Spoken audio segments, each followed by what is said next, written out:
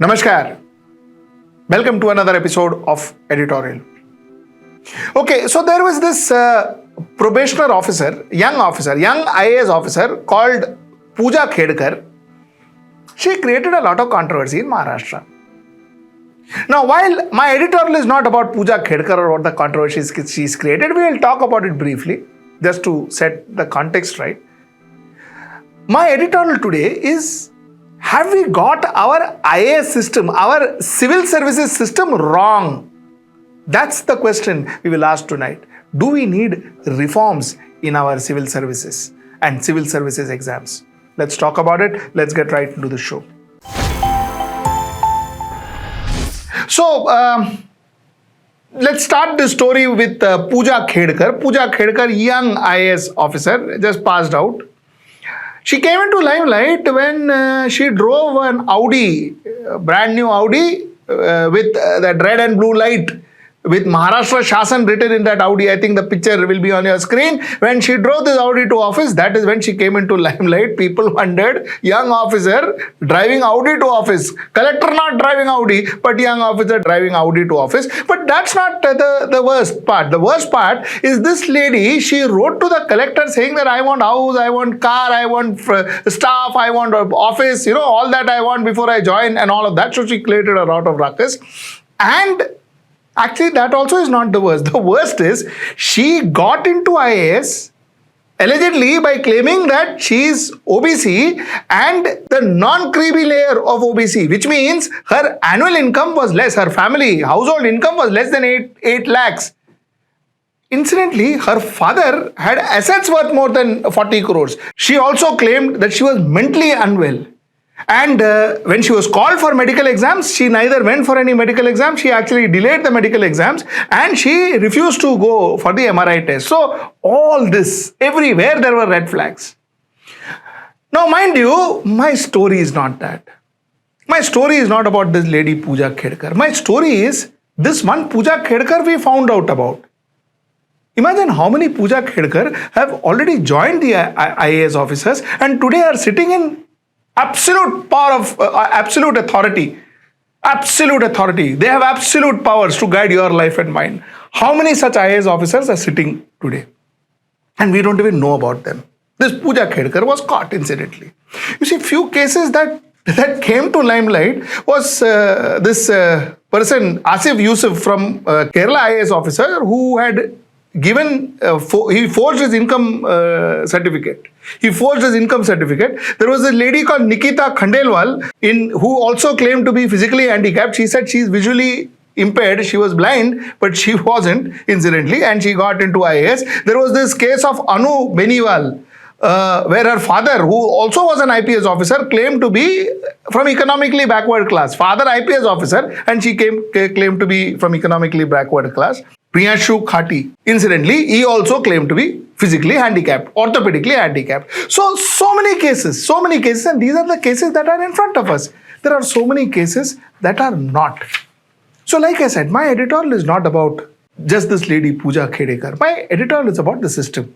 Is it that easy to forge India's topmost job and possibly the most important job?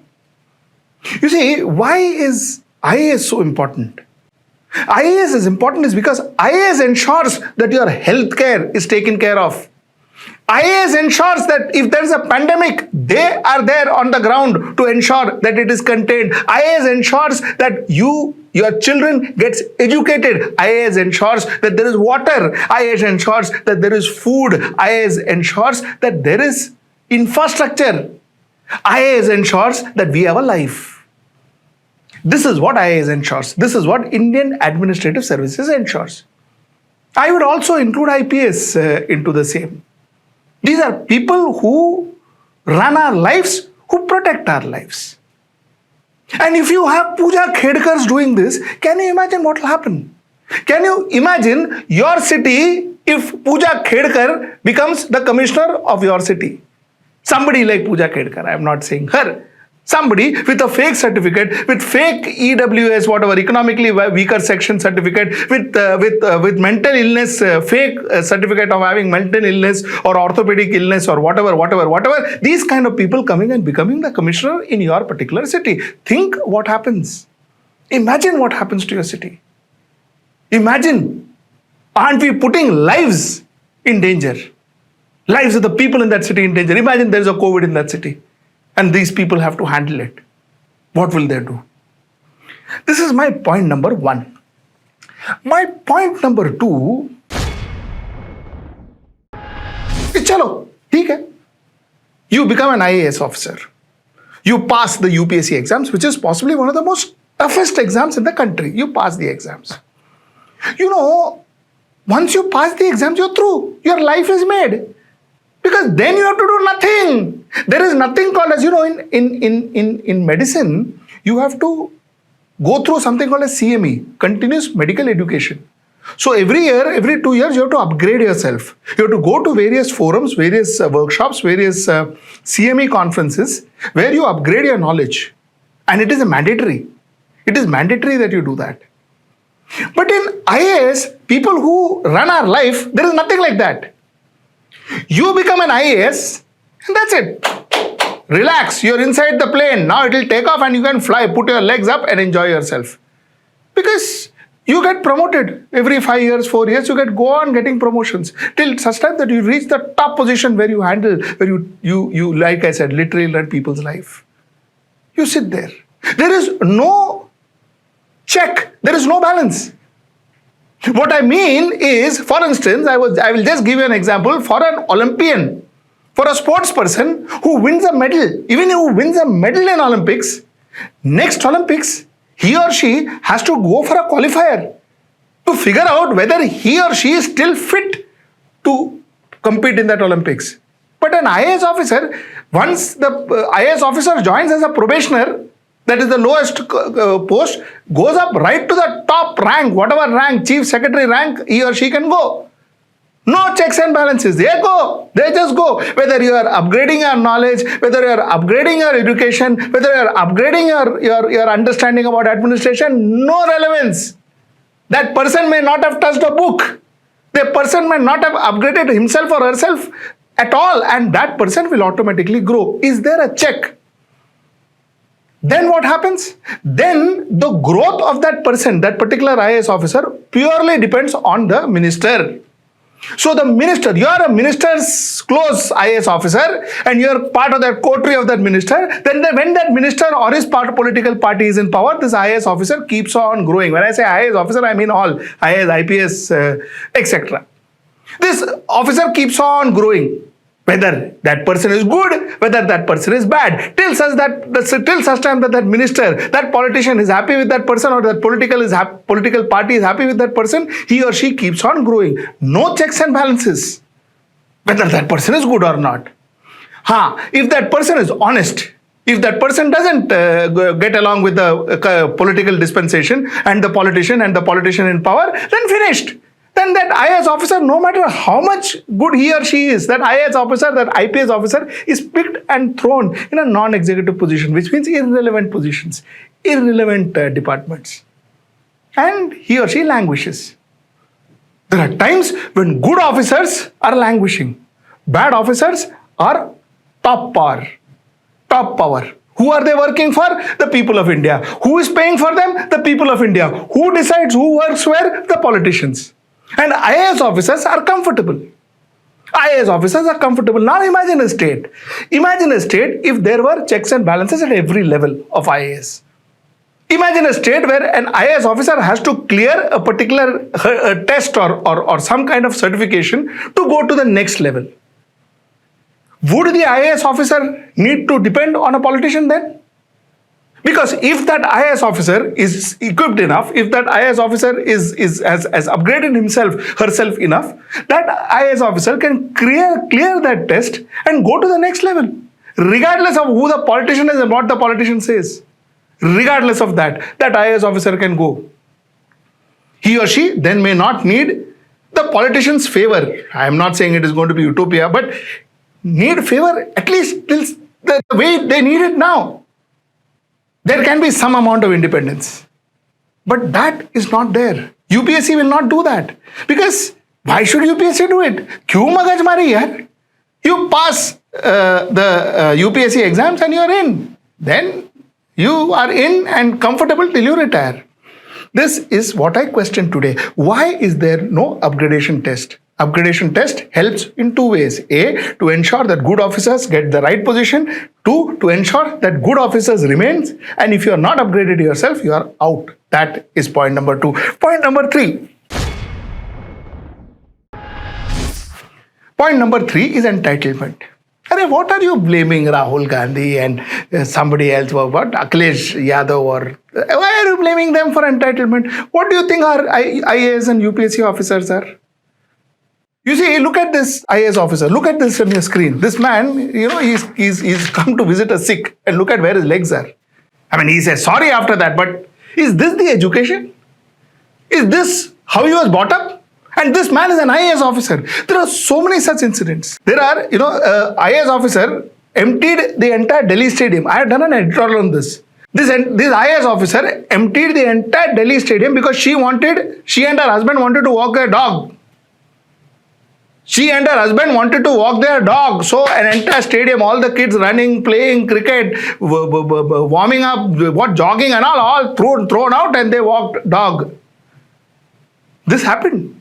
So many such incidents that happened. So many such incidents. So many videos you all must have seen. Of IAS officer beating up people, police officers beating up people, absolutely misuse of power. Look around you. Look at some of the IAS, those cars, those light cars, those IAS officers. Now some states, they don't allow lights. Some states still do. Look at their cars. It's all black tinted mirror. As if they're Amitabh Bachchan sitting inside. People see them and, they will get, excited. Amitabh Bachchan doing, putting dark glasses in his car, I can understand. There may be a crowd if people see him, I guess. So, celebrities like him doing it, I understand. IAS officer doing it. Common man cannot do it. So, the fact remains that there is a sense of entitlement. Once you become an IAS 4 or 5 years into the job, here to 4 or 5 months into the job, 4 or 5 years into the job, everybody becomes a Puja Khedkar. Everybody becomes a Puja Khedkar. Everybody wants a car, an office, a plush office, orderlies and servants and bungalows, and everybody wants it. She just wanted it faster. She was impatient. That is the only difference. So what are we cribbing about? And why are we looking at the problem from the surface? Why don't you go deep into it? Why don't we talk deep into it? You see, I in no way am saying that all IAS officers are bad. Some of the IAS officers are amazing. The kind of pressures that these IAS officers these administrative staff go through is unbelievable. There is no doubt about it. At times, the work pressure really takes a toll on their health. At times, their working hours are unbelievable. Unbelievable. So, I am not saying that all IAS officers are wrong or they're all entitled, but I'm saying there are entitled officers. There are officers who have come into IAS with all this cheating, this fake certificates and fake degrees and fake mark sheets and all of that. There are such people and they're running our lives now. My point is, an IAS officer is a public servant. At the moment, he is treated like a public master.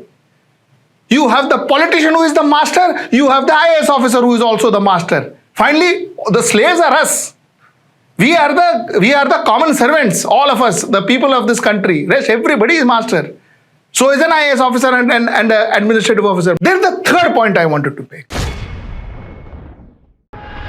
The third point is, wouldn't it be better if you have an expert from a software industry coming and running the state software or say state IT department? Wouldn't it be fantastic if a top businessman, a fantastic business entrepreneur could be heading our industries? Wouldn't it be better if there is a phenomenal chartered accountant, a brilliant financial mind running our finance ministry, our finance department? Why are we so aversive to lateral transfers? Why are we so aversive to lateral transfers? Why can't a common man write one of those tests at one stage of his life, at whatever age he is? Why can't he write and get in and become an administrative services officer? What stops? Why are we stopping it? Why are we holding back lateral appointments? Lateral appointments from experts. Top doctors running the health department. Why not?